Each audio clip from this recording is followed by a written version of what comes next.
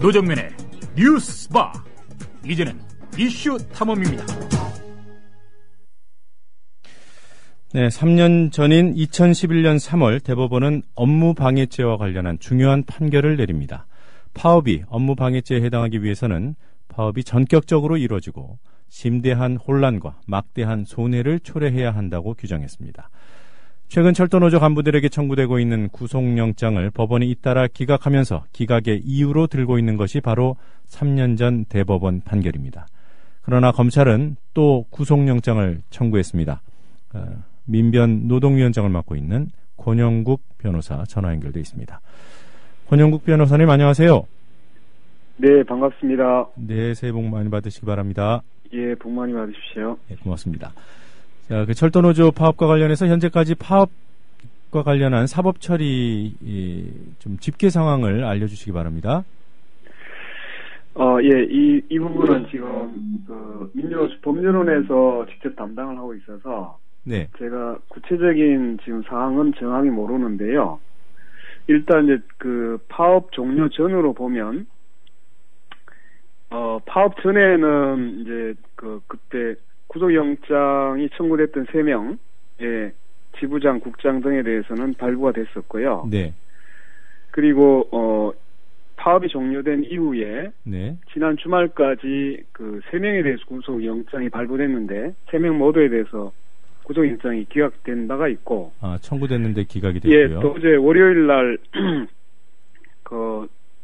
이제 한 8명 이상 꽤 많은 인원이 자진 출두하겠다고 했는데, 네. 그 중에서 8명에 대해서 네. 경찰이 구속영장을 신청한 바가 있습니다. 네. 예. 지금까지 체포영장 발부된 분이 35명이고요. 네. 네. 이 중에서 3명이 구속됐다 그러셨죠? 예, 파업이 종료되기 전에 예, 영장이 발부됐습니다. 예. 네, 파업 진행 중에 구속이 됐고 이후에는 3번 청구가 있었지만 다 기각이 됐고요. 예, 지금 그런 상태입니다. 예. 네, 그 영장 기각 사유를 좀 알려주시겠습니까? 영장 사유를 간단하게 가장 이제 핵심적인 내용은 네. 그 철도노조 파업이 업무방해에 해당되는지 네. 엄밀한 법률적 판단이 필요하다. 네. 것이 이제 이유였고요. 네. 그리고 사실 이제 수사기관에서 주장하는 것과 달리 이제 당사자들은 파업이 업무방해죄가 성립하지 않는다라고 주장하고 있기 때문에 네. 여기에 대한 엄밀한 법률적 판단이 필요하다라는 네. 얘기를 하고 있고, 뭐 나머지 이제 뭐 지금 도저히 우려가 없다든가 뭐 이런 이제 부수적인 이제 들고 있지만 핵심적인 내용은 결국 지금 이제 우리 사회자님이 미리 소개를 했는데 업무방해죄에 대한 판결, 네. 대법원 전원 합의체 판결에 따른 이 업무방해죄 승인 여부가 사실 이제 재판부로서도 이걸 충분히 판단해 봐야 된다. 이런 이제 의견을 가지고 있는 것이죠. 네. 그러니까 기준이 되는 그 업무방해죄로 구속할 만한 사안인가 아닌가 따져볼 만한 기준점이 그 대법원 전원합의체 판결일 텐데요. 네. 그 내용을 조금 더 구체적으로 설명해 주시겠습니까? 이게 이제 사실 이 판결도 보면 기존에 민영화, 예를 들면 열병합 발전소 민영화 반대 파업이라든가 네. 이런 이제 파업과 관련해서 그 파업의 목적이 정부 정책이나 이런 경영권에 대해서 반대하는 파업은 목적상 정당하지 않다. 네. 그렇기 때문에 집단적인 노무 제공 그 자체, 파업 그 자체가 그 위력에 의한 업무방해죄가 성립한다라는 네. 기존의 대법원 판례가 있었습니다. 네. 근데 이제 우리가 위력이라는 것은 어떻게 소극적으로 내가 그냥 일을 안 하고 있는데 그 자체로 이제 어떤 위력 또는 그 힘의 행사가 되는가 여기에 네. 대해서 매우 의문이 많았었죠. 네. 그래서 2011년 3월 달에 이제 대법원이 약간 절충적인 견해를 내놓은 건데 네.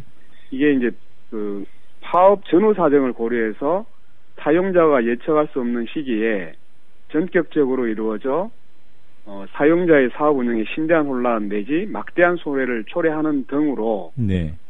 사용자의 사업 계속에 관한 자유의사가 제압 혼란될 수 있다고 평가될 수 있는 경우에 네.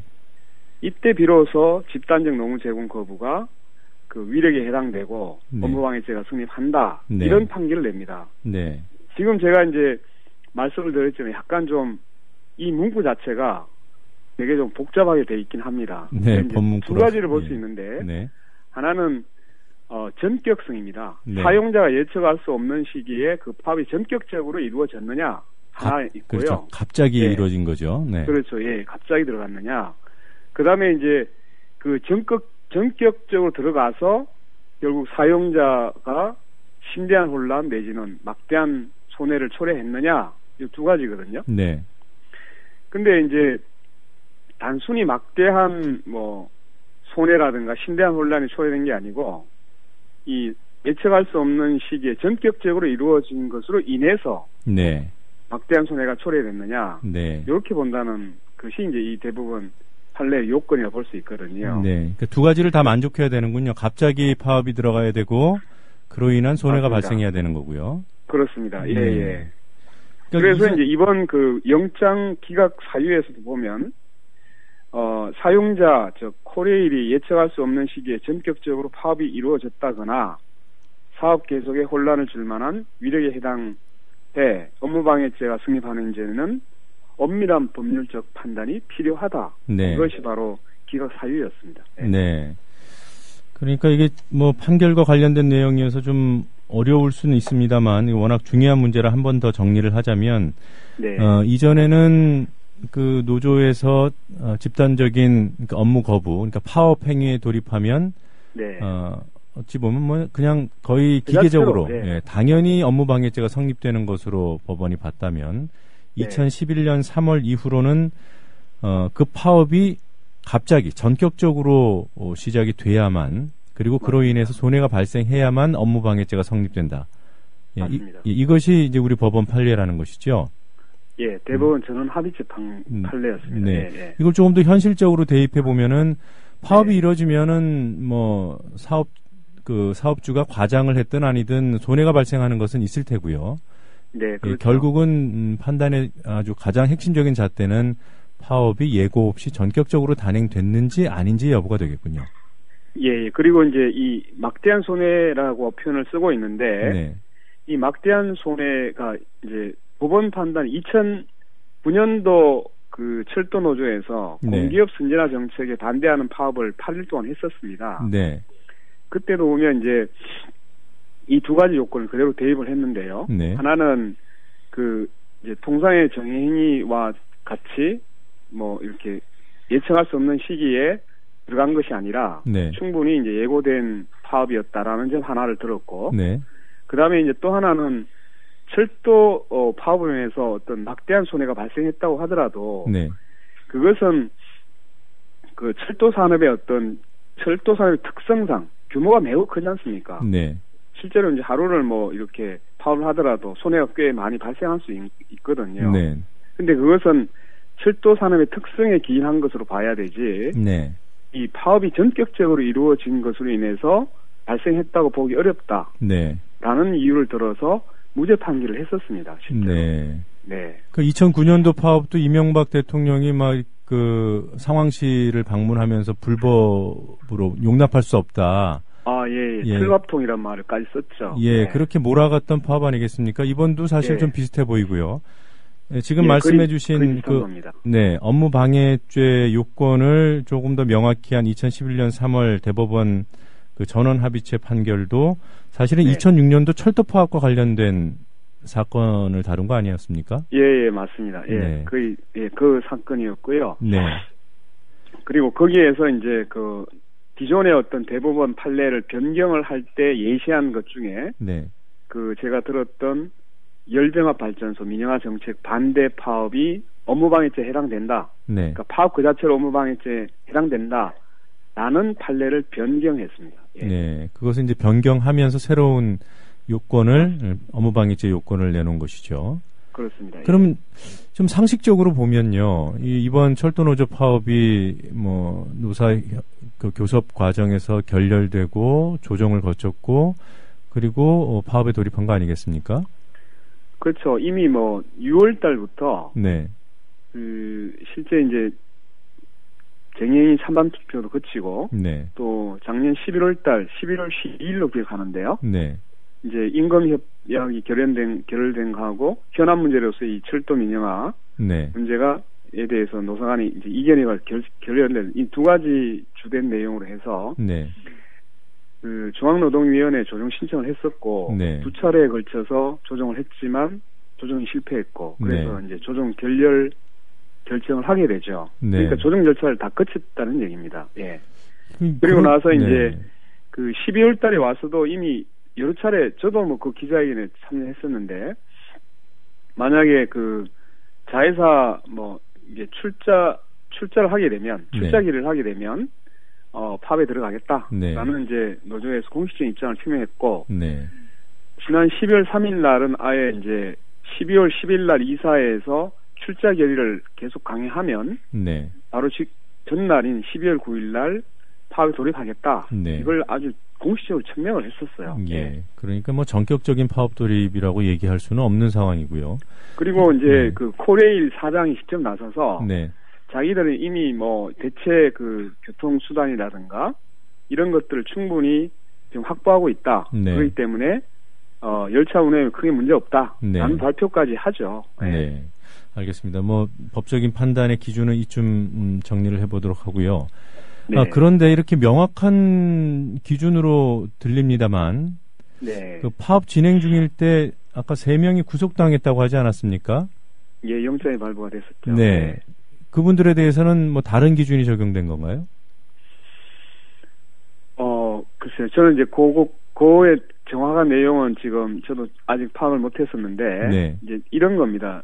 이 매우 형식적인 판단을 한 것이죠. 우선 이제 보통 구속영장을 발부하려면 예. 최소한 범죄에 대한 개연성이 있어야 되고요. 충분히 네. 있어야 되고 네. 그다음에 이제 도주 우려나 증거인멸의 우려가 있어야 되거든요. 예. 근데 거기에서 구속영장을 발부했다는 것은 범죄에 대한 개연성이 충분히 있었다라는 취지를 지금 영장 발부 이유에 들어가 있을 것이거든요. 네. 그럼 이것은 지금 파업 종료 이후에 영장을 기각하는 이유하고는 완전히 정반대가 되고 있는 겁니다.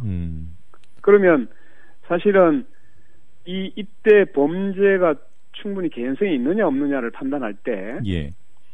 지금 2011년도에 업무방해죄에 대한 변론합의체 판결을 기준으로 삼았어야 되는 것이죠. 네. 그러면 지금 파업 종료되기 전에 철도노조 간부에 대해서 영장을 발부한 그 재판부는 결국 파업만 하면 그냥 업무방해죄가 성립한다는 기존 대법원 판례를 적용한 꼴이 된 거예요. 네. 이것은 달리 얘기하면 법원 스스로가 최고법원인 대법원의 전원합의체 판결을 무시했다는 거죠. 네. 매우 심각한 문제가 있는 겁니다. 네. 뭐 무지했거나 무시했거나 네. 어느 쪽이라고 보십니까? 판사들이 자신들의 최고법원인 전원합의체 판결을 모른다는 것은 그건 직무유기에 해당되기 때문에 그래요. 네. 알고 있었다고 봐야 되겠죠. 네. 네. 자, 민변과 민주노총 법률원 등이요. 코레일을 무고죄로 고발하기로 하지 않았습니까? 무고죄를 이미 고발했었습니다. 고발했습니까? 네, 12월 중순에 네. 이제 파업이 진행 중이었죠. 네, 어떤 내용이죠, 그게? 그게 이제 그때 수습할 KTX 주식회사 설립 및 출자에 대한 결의를 그때 이제 이사에 결의를 했었죠. 네. 철도공사가 사실은 수습할 KTX 주식회사 출자 및 설립을 결의하고 거기에 대해서 수습할 KTX 운영권을 넘겨주겠다. 네. 이러한 결의 자체가 철도공사에 대해서는 배임에 해당된다라는 게 하나가 있었고요. 네. 그 다음에 또 하나는 이제 12월 9일 날 파업에 돌입하자마자 네. 그때 194명에 대한 노조관, 그러니까 위원장을 포함해서 노조관 194명에 대해서 철도공사가 고소고발을 해버립니다. 네. 근데 이것이 업무방해죄로 고소한 것이었거든요. 그래서 무고죄로 고발을 하셨군요. 예, 그러니까 2009년도에 제가 이제 앞서서 말씀드렸듯이 이미 철도공사는 2009년도에 공기업 선진화 반대 파업을 했고 그것이 네. 이미 무죄로 다 판결이 났던 경험을 가지고 있는 경우거든요. 네. 그러니까 철도공사로서는 이게 업무방해죄가 아니라는 사실을 이미 알고 있다는 이전의 거죠. 판결을 통해서 확인하고 있었던 겁니다. 네. 그럼에도 불구하고 194명이나 무더기로 고소한 것은 그야말로 이게 무고에 저희 악의가 있다고 보는 것이죠. 예. 네. 네, 파업을 알겠습니다. 깨뜨리기 위해서 네. 매우 고의적으로 형사처벌 대상이 아닌데 형사처벌 받게 할 목적으로 고소를 하면 그게 무고죄거든요. 네. 지금 시간이 부족해서요. 한 가지만 간단히 여쭤보도록 하겠습니다. 지금 김명환 위원장 등 노조 핵심 지도부는 여전히 그 민주노총과 조계사 등에 지금 있는 상태인가요? 예. 언제쯤 경찰에 출석한다고 합니까? 그것도 제가 물어보지는 않았는데요. 네. 일단 지금 코리아나 지금 정부에서 여전히 이제 철도 민영화 문제에 대해서 명확한 답변하고 있지 않은 게 있고, 네.